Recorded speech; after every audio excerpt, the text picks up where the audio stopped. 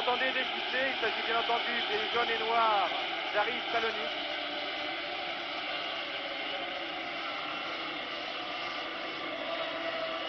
Voilà, dans quelques instants, donc la deuxième mi-temps qui va opposer ici à Saint-Etienne, si vous prenez ce reportage en cours, l'Aris Salonique, club grec engagé donc dans ce troisième tour de la Coupe UEFA contre la l'AS Saint-Etienne qui joue sur son terrain. Le score est de 1 partout, but marqué à la 13e minute pour Saint-Etienne sur penalty par Michel Platini et égalisation à la 33e minute par l'avant-centre Semerjidis. Donc maintenant pour Saint-Etienne tout reste à faire, c'est-à-dire qu'un match nul ici serait pratiquement catastrophique pour le match retour, bien qu'on ne puisse jamais présumer en football de ce qui pourra se passer, mais on nous a dit et répété cette fois-ci pour le croire que l'équipe de l'Aris Salonique est très difficile sur son terrain. On vous l'a dit, un terrain où il y a 25 000 fanatiques qui soutiennent leur équipe, un terrain qui n'est pas très jouable en tout cas pour les techniciens que sont Jacques Dimaco, Michel Platini ou Johnny Rep. Il ne faudra pas penser là-bas à faire de grandes envolées et partir balle au pied parce que le terrain est très inégal, le gazon n'est pas planté uniformément. Donc c'est ce soir qu'il faut faire la différence. Il reste maintenant 45 minutes pour les Verts. Supporter maintenant et vu par leur public qui est important parce que pendant la première mi-temps, ou en tout cas pendant le début de la première mi-temps, le public stéphanois devinait davantage ses joueurs qu'ils ne les voyaient, et à l'inverse, les joueurs de Stéphanois ne voyaient pas du tout leur public, simplement ils l'entendaient. Croyez-moi, c'est déjà beaucoup, mais c'est peut-être pas suffisant. Il a manqué peut-être le décor habituel au Vert. Maintenant, le brouillard s'est levé complètement. Espérons qu'il tiendra ainsi 45 minutes sans revenir nous rendre visite et que nous allons suivre dans des conditions tout à fait normales cette deuxième mi-temps entre l'Aris Salonique et la Saint-Etienne. Voilà, dans quelques secondes, M. Esvener va siffler le coup d'envoi de cette partie. Remise en jeu cette fois pour Aris Salonique. Voilà, avec Semerjidis. Koboé. Tiros, et non, il ne touche pas ce ballon qui termine dans les mains du gardien Chypriote Bandiara.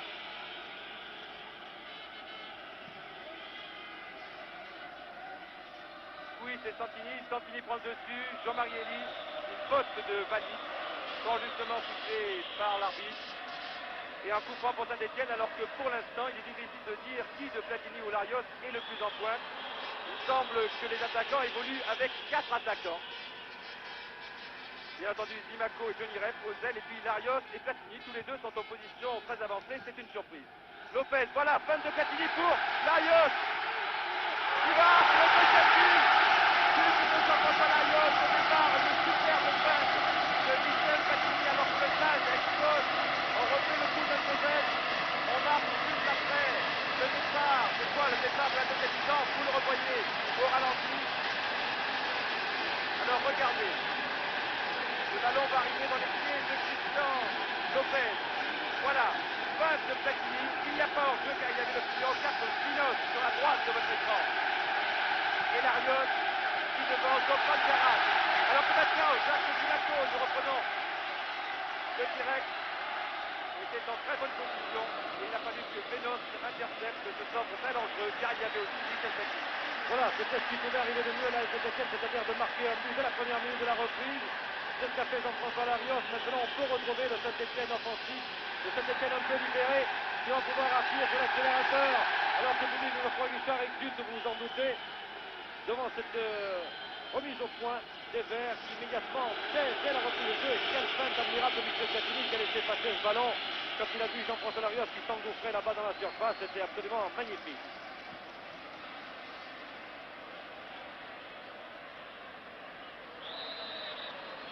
Faute sur Zindros, rapidement joué par Kobe. On a récupéré par Vangis. Semerjidis, Gérard Jambion sur Vangis qui a repris ce ballon.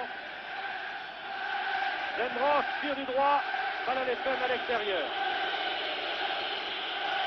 Alors qu'il faut noter sur le plan tactique un changement dans l'équipe stéphanoise. Oleksiak reprend sa place au milieu de terrain, c'est-à-dire comme lors du match contre Eindhoven.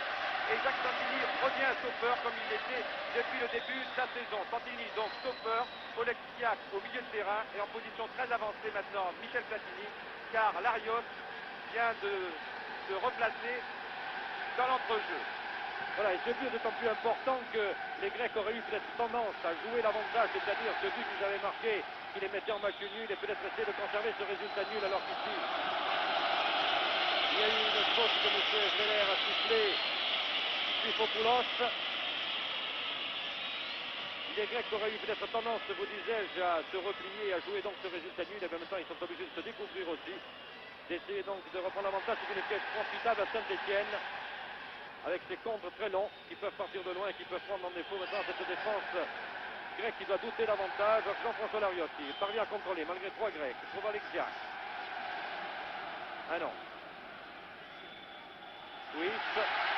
C'est faute sur Santini. Non, l'arbitre dit que non. Alors, il laisse jouer. Mokalis. Balis. Mokalis a récupéré. Zendros. Attention à Skoboé, se pose en position d'ailier gauche. Oleksiak. Santini. Johnny Rep. Comment en profondeur, voilà, c'est fait. Eh non, c'est pour Jean-François Larios, mais il a fallu que le ballon soit un peu plus court pour qu'il soit utilisable par Jean-François Larios, l'auteur du but, à la première minute de cette deuxième mi-temps. But très important, c'est celui que l'on attendait en réalité. Patarias. Barison, le ballon profite à Zindros, sur l'aile droite là-bas. Zindros encore. Centre en retrait, attention. Non, il se laisse tomber manifestement. Vengis, beaucoup de métier.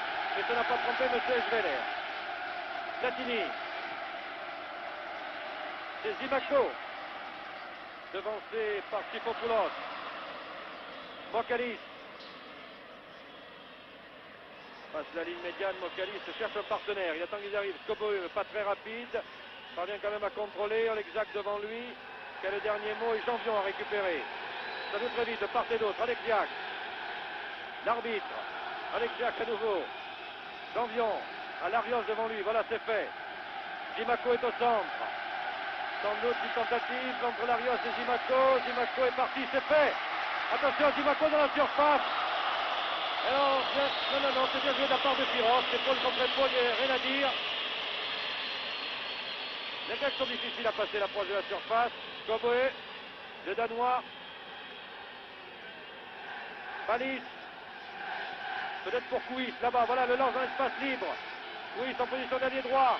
Tire Kouis, préfère tirer, il faut dire qu'il n'y avait pas grand monde. Si ce n'est Semergidis et Skoboe qui attendaient au deuxième poteau. Mais bien marqués tous les deux par Alexiak et Lopez. Comme vous pouvez le constater, on joue très vite des deux côtés. Des attaques de part et d'autre. Donc Santini, je vous l'ai dit, est stopper et il s'intercale très souvent au milieu de terrain en compagnie d'Oleksiak, Elie et maintenant Platini qui a laissé le poste d'avant-centre à Jean-François Larios. Lopez. Oleksiak pour Lopez, très bien joué.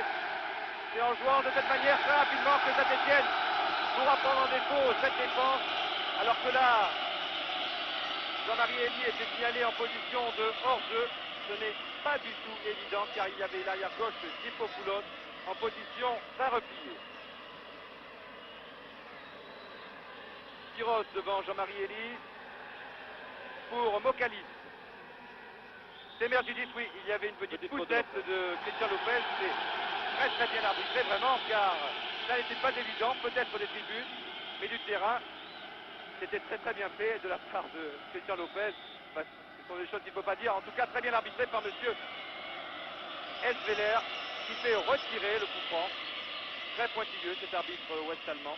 Voilà. Skoboe, Zindros. Bon tacle de Lopez, Platini et il y a Piros. Balis, Semergidis qui perd le ballon aux dépens d'Oleksiak, le numéro 4. Il lance Zimako. Il y a au centre Jean-François Larios et Johnny Rep, mais Zimako est vraiment trop seul. Il y avait 3 joueurs grecs sur cette action. Et M. Esveler accorde un coup franc aux Stéphanois. Un coup franc très bien placé aux abords de la surface de réparation que va tirer. Non, c'est pas Michel Platini, c'est Jean-Marie Elie. Un but, pris le public. Et c'est finalement Zimako qui est près du ballon. Au centre, il y a 4 Stéphanois et 6 joueurs grecs. Et bien entendu, Christian Lopez au point de pénalty. Sans doute le meilleur joueur de tête avec Johnny Rep de cette équipe stéphanoise. Voilà, Dimaco, tête de Platini, tire sur la ligne, et but de Lopez. Monsieur Gressler accorde le but. On ne sait pas si c'est Lopez qui a marqué son but ou Michel Platini. Difficile de dire si le ballon avait déjà approché à lui. Quoi qu'il en soit, Michel Platini et de Rolex 4 peuvent avoir le souvenir. 3-1 maintenant. Donc, Dimaco au ralenti. Tête de Michel Platini. Voilà, Piros qui a Pancharian. Et c'est finalement Piros qui marque contre son camp. Lopez assure 3-1 pour les Verts. Alors que le gardien grec prêche une fois encore dans son but. Et je pense qu'il doit attribuer ce but à Michel Platini. C'est vraiment sa tête qui a catapulté le ballon à l'intérieur des buts. Tout ce qui s'est passé après, c'est passé pratiquement derrière la ligne de but. 8e minute de jeu dans un deuxième mi-temps. Un troisième but stéphanois, mais ce Dielmon tombe maintenant sur le score de 3-1 alors que l'on se rend auprès de Patarias, le gardien chypriote, alors que les joueurs grecs sont en train de dire à M. Esbeler qu'il y a eu un coup de pied sur le gardien dans l'action. Je pense en tout cas que c'était très grave, le gardien s'était interposé, c'est vrai. Alors que Lopez s'est précipité, c'est vrai, pour mettre cette balle au fond, mais j'ai l'impression, moi, que le ballon avait déjà pénétré dans le but. S'il y avait déjà vu, Lopez est arrivé simplement pour parfaire l'action, pour qu'il n'y ait pas de discussion possible. Mais j'ai bien l'impression que la tête de Michel Platini n'avait pas été contrée du tout. Il y a bien un arrière, en l'occurrence, Tripopoulos, qui avait mis le pied, mais cela n'avait pas suffi.